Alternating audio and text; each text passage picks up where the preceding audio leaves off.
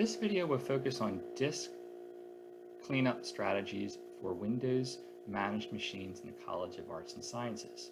To keep the disk going at peak efficiency, traditional advice is to keep 20 to 30% of your drive empty.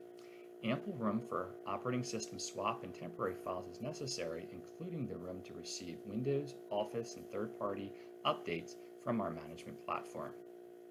To begin, select Start, go to Settings, select System, go down here to Storage. So you should see this Storage Sense slider box here, Engage to On. If you do not see this box up here, please consult your field support representative so they can go ahead and update you to a version of Windows that supports it. Down below here, we see a comprehensive view of what's taking up space on my total disk. If I go ahead and select Apps and Features here, I can sort this list right from the top and actually see what particular applications are taking up the most space. To uninstall any of these apps, select one and choose Uninstall. Going back to Storage Sense, I'll select this button up here at the top to configure Storage Sense. And from here, we'll configure the interval that Storage Sense will run. It can be daily, weekly, monthly. In this case, I'm choosing weekly.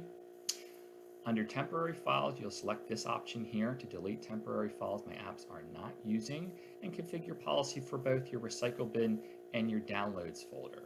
Just a word of advice, please visit these folders first so you can purge out anything that you may need. Under locally available cloud content, we can see the storage sense policies for our OneDrive connected Arts and Sciences folder. This policy is stating that after 2 weeks, content will become online only and not locally available on the drive. In addition, you can configure Office 365 shared folder policy here as well with similar intervals so that these particular files are not taking up local space as well.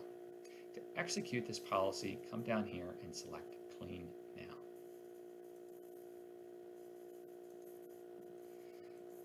The next strategy is using the local disk cleanup utility. Come in here and select Clean Up System Files as well. So what this will do is take a look at things like device drivers, your Windows logs, your Windows update files, things that have accumulated over a period of time, which you can come in and remove. I'm selecting several options here, and you can see just by doing this, I'm gaining back almost 8 gigs of space. To execute this, go ahead, hit OK, and then select Delete to remove that content.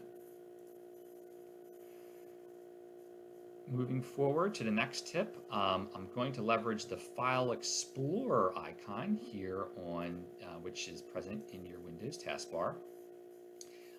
There should be a search option here from the top under your menu bar.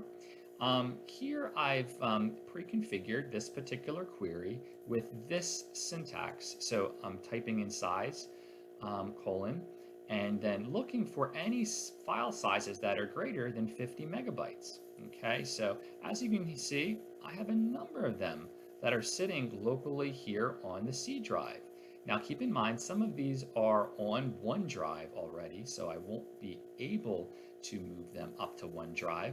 But let me take one, for example, this guy here. It's about 75 megs. If I right click on it, okay, I can go ahead and select Move to OneDrive. So at this point, it opens up my OneDrive Arts and Sciences portal and then begins the process of synchronizing this local file, which again is about over 75 megs, and configures it for usage within my main OneDrive portal. But I could go ahead and take this file and file it away under Desktop, Documents, or any folder that I desire. In addition, if I want to execute the policy immediately to put this on the cloud as opposed to waiting 2 weeks, I'll right click this here and say free up space. And then within a few short moments, we'll see this cloud icon indicating the file is no longer locally present on the drive and onto my OneDrive. The last tip is opening up Start and going under our control panel and coming into the Configuration Manager applet, which is what we use here to manage all the machines in the College of Arts and Sciences. I will bring your attention to the Cache tab here. So under here, you would select the option to configure settings. Okay, you'll get a pop-up box which you'll say yes to, and then at that point you would select the option to delete files. So it will delete a lot of the Windows updates, Office updates, third-party updates that our management platform has cached down locally onto your system, which is no longer necessary. That total operation should save you about 8 gigabytes of total space if it's at its maximum capacity. Those are 5 tips that hopefully will be helpful. If you have any other questions or concerns, please contact your departmental field support representative.